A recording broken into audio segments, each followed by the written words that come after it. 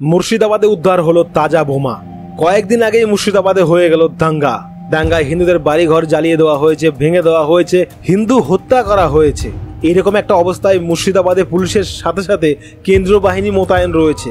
ঠিক এইরকম একটা অবস্থায় আবার নতুন করে তাজা বোমা উদ্ধার হওয়ায় নতুন করে ভয়ের সঞ্চার হচ্ছে গোটা মুর্শিদাবাদ জুড়ে।